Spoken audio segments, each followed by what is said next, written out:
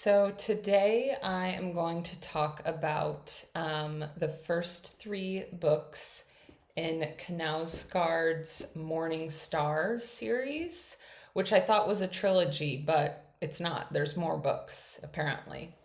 So starting with the first one, which is called The Morning Star. As you can see, it's pretty chunky. So this copy is actually 666 pages. I did wonder if they somehow did that on purpose because of the themes of the book. So it's a pretty hefty read, but it's in general a faster read because it's written pretty simply. You don't have to go back and like reread very many sentences, and it's all pretty fast paced. The format is where every chapter is told from a different character's perspective. And then you have some chapters that go back to, like, they repeat characters sometimes of who's narrating the different chapters. And I believe there's 9 in total different characters that get their own narration times. So you get a pretty big variety of different characters. They're different ages, different circumstances. And I think the author does a really good job of depicting people with different mindsets, different personalities, different things going on in their lives. And I found it really exciting. I was excited because this is the first book I've read by him. There is a horror element, which I was nervous about because, especially like when it comes to movies, I'm not a big horror person. I've never really read books like that in that genre either. But it's actually it's not like that gory or anything. And it has themes a lot of life and death and what happens after you die.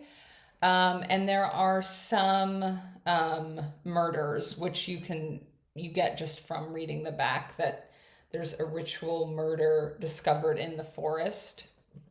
Um, it has like a 1 or 2 page description about that, but it actually wasn't that wasn't a really strong element, I would say. There are a few instances where one character's chapter comes to an end, and there's one in particular where it's really a cliffhanger.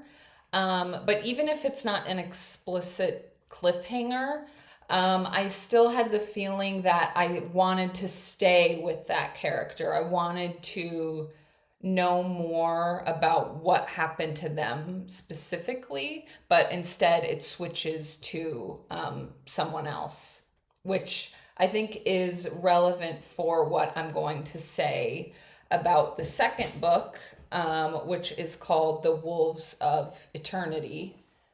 I have it here. So this is another one that's 780 some pages. So it's another chunky one, and I was disappointed by it, unfortunately. So the first book in the series, there's 9 different characters, and I didn't actually like look at the numbers and compute it, but I think the way the number of pages that each character gets as narrators is sort of evenly split. There might be a few that don't get as much, but in this book, there are 4 total characters. So it's already less than half the number of characters in the first book. And it's really 2 main characters that get almost the whole book, Alevtina and Sivert. And I felt like this showed the author's weakness a bit more, or this book was just more, it was so reliant on the plot and like kind of cliffhangers almost, where you're just reading, you read quickly because it's easy to read, but it's also like you're just reading as fast as you can because you want to know what happens next. And it's not that it's so well written that you're savoring the language or the sentences or any literary elements.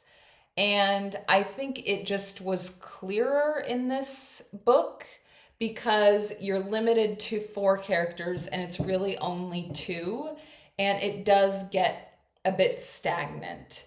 Whereas in the first book, because there's so many characters, I was appreciating that the author could like have control over such a large cast of people and such a varied group of people.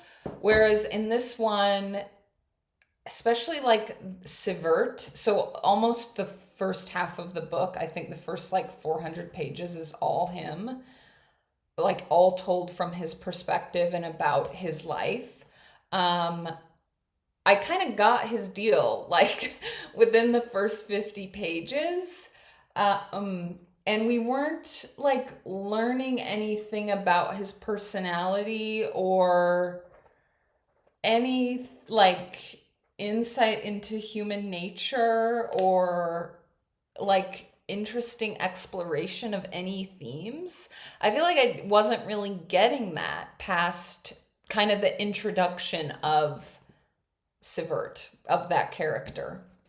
So it didn't, I don't want to say it dragged because it's a simply written book, as in you can read it quickly, but it was disappointing a little, especially because I was so excited when I started this one, and I had that feeling of some of these characters I want to explore more. And then with this book, I feel like I got hundreds of pages from a character and I was actually like, okay, I don't like that. That's too much of this one guy. The other big difference is in this one, it's contained to events over a couple days. I think it literally starts with a page that says the first day. Yeah, and then it goes to the second day later in this book. And you do get interesting background information and flashbacks and explanations about the character's history and past. But this one is, I think Sivert's part happens over the course of a couple weeks at least. And it just, yeah, it just felt more slow, I guess. And I liked seeing his relationship with his brother and with his mom, but I would have preferred to just have chapters from their perspective rather than slowly wait for it to unfold through Sivert's eyes. But the other main character, Alevtina, I think was a stronger character in this book, and I enjoyed her part more. She is a biologist, and her studies tie in a little bit with the themes of the book of from a biological perspective, how can we extend life and how, like, what is life versus death? And there's even a part where she's lecturing students about, how we define life, where life came from, what does it actually mean to be a living thing and what's alive. So I found that added to the book because it made it more than just a character drama. Before I get into the spoilers, I would just make a side remark that you could just read the first and the third books. You don't really need to know what happens in this book. But now I will go to some of the spoilers. Okay, so first of all, at least in my copy, the back says it's 1986 and a nuclear reactor has exploded in Chernobyl. I wanted to like read about that and see about that, but that's actually not a major plot point at all. I almost think like it's inserted so that you know what year it is. So I was disappointed by that, and I just felt like the back was kind of misleading. The other thing, so it says on the back, Sivert returns from military service to his mother and brother in Norway, where he makes a discovery that will have a seismic impact on his family, a cache of secret letters that will eventually lead him to Moscow. And then the last part of the blurb on the back is Sivert and Alevtina meet for the very first time and their connection is revealed. Okay, so it's pretty clear from, I think, the first 100, maybe 150 pages that Sivert's father had an affair. He discovers so Sivert's father was Norwegian. He clearly had an affair with a Russian woman. Sivert finds the letters, has to get them translated because it's the 80s, so you can't just do it on your computer. And then he gets the letters translated, but then he keeps them for a while before he can face looking at them. And that there's other things happening in the book. So he has the letters, he gets them translated. You're reading about all the other things going on in his life before you finally get to read the letters. And so you can argue that the author making you wait to read them is reflective of how Sivert himself was making himself wait to read them. But I found it to be a bit of a cheap trick. It's playing too much on cliffhangers. And at that point, you know what the letters are. And then, like, you know that it's that his father had an affair. And the letters actually don't reveal that much, except the woman said, I have a great surprise or something in like her last letter. And then Sivert himself thinks, oh, maybe she was pregnant. And then, of course, you switch to Alevtina's section. And so Alevtina mentions a brother named Sasha who's older than her. So at first I thought maybe Sasha was this secret love child, but it is Alevtina. So then Alevtina and Sivert are half siblings through their shared father. And I just thought the suspense of that was really drawn out, where you know what's going to happen, and keeping it a secret is just making you read the book faster just so you can get to the next plot point, rather than creating a book that just unfolds because it's beautifully written. And I did feel like this book was longer than it needed to be. What I did like is when Sivert and Alevtina meet. And the reason I liked it is because they don't really click. The vibes are off. And I thought that was done well because it goes through the days leading up to when they meet and afterwards. And I think that is a realistic depiction of how sometimes things in life, these events that in our mind, we make them out to be these momentous occasions, but then when they actually happen, they're underwhelming. And it was really like just about the nervousness and the pressure of things leading up to them. And then the fallout, following these events, how we feel afterwards. So I did think that was at least realistic, and it was not, it wasn't gimmicky. The letters were gimmicky. That's the word I'm looking for. It was a gimmick. It's secret letters. We all know what they are. Just like, let us read them. Whereas this felt like more believable in a way. And it didn't feel like the author was keeping something from us just so we would keep reading. Then the third is The Third Realm. This one's like 480 or 493 pages in this edition. I liked this better than the second book, but not as much as the first. So but it is pretty similar to the first one, where you're going back to a whole cast of characters. Sivert comes for one chapter in this book, and a lot of the characters from the first book come back as narrators. So it's actually the third day, where the first book has the first day, the second day. This is the third day. And the way they're counting the days is when this morning star appeared.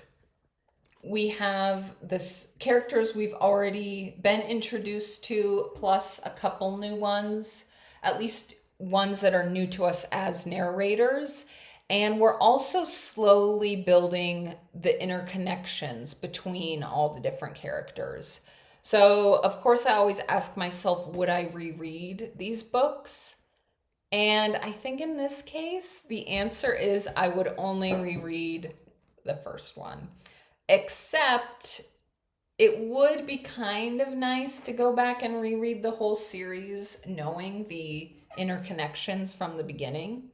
But even as I'm saying that, the second one is kind of its own story, so it's not as relevant.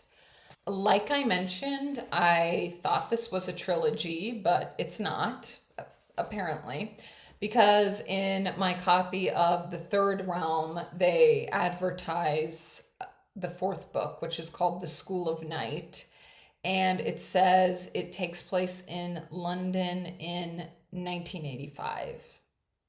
So I'm kind of worried that it's going to be like the second book, in that it's not directly relevant. I don't want to say it, not that it's not directly relevant, because it is, but that you don't need it. And again, this kind of goes back to what is the point of reading? And when it's a book you enjoy reading for literary reasons, of course you read it not to find out the plot. Whereas the very fact that I just had the reaction thinking, well, maybe I can get away without reading the next book, kind of shows you that I was just, I somehow, somewhere switched from really enjoying the experience of reading with the first one and just exploring the characters and getting insight to the characters, whereas it transitioned at some point with the later books where I just want to like get to what happens, basically, which isn't fun. That's not why I read. So I looked up the fourth book, and I actually looked at the Wikipedia page. So before I did that, I was thinking, am I interested in reading the fourth one at all?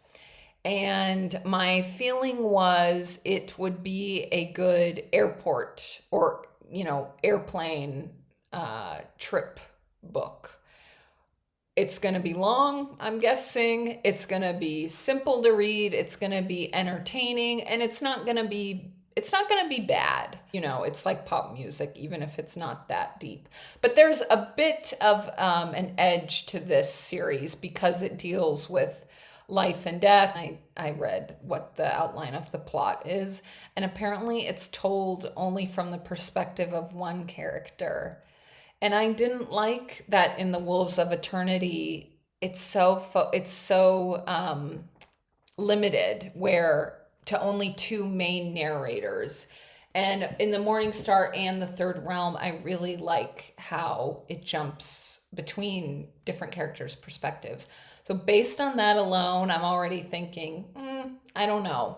So it also says, this is just what Wikipedia says, it says that the main characters, he's an artist, and the museum he's having an exhibition, an exhibition in gets closed early, and the character believes it's due to cancel culture. Um, I don't really, I'm not that interested in reading about cancel culture. So I don't think that's really the most pressing issue of our times. I don't find it that interesting, but it just says the character believes it's due to cancel culture. So it could be that the author is criticizing the the character for kind of having like a victimized mindset. Um, I do think the movie Tar, which is probably my favorite movie, um, goes into it explores cancel culture. I think in an actually interesting way. But if you don't have Kate Blanchett in impeccably tailored clothes, I don't know if I'm that interested in your takes on cancel culture. But anyway, maybe it's a great book. But the fact that I'm not that excited to read it now because I already know the major plot points from Wikipedia. Um, I'm kind of feeling like I might skip it. I will say I got so excited after the first book, and I bought the the first of his My Struggle series. And now I'm kind of scared. So apparently it's autofiction, which first of all, I don't love.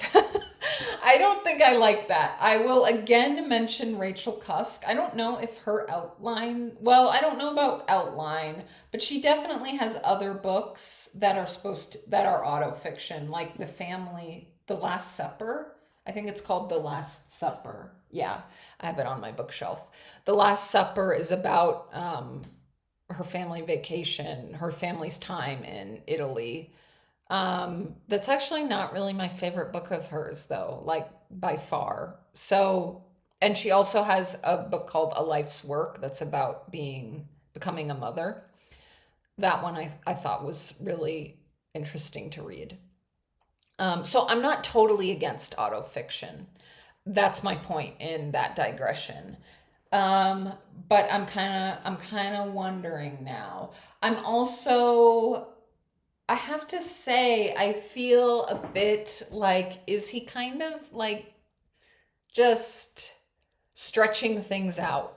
Because I like a long book, but then this one felt unnecessarily long. These felt like justified, like he was using every page to tell us something. This one, no. So apparently, the Morning Star series is like going to be 7 books, and I think that's how long this series is. So I hope I don't feel like this one is being drawn out. That was my point in bringing that up, and I do plan to review this. But this is not going to be the next book I read because I want to take a little break from this author.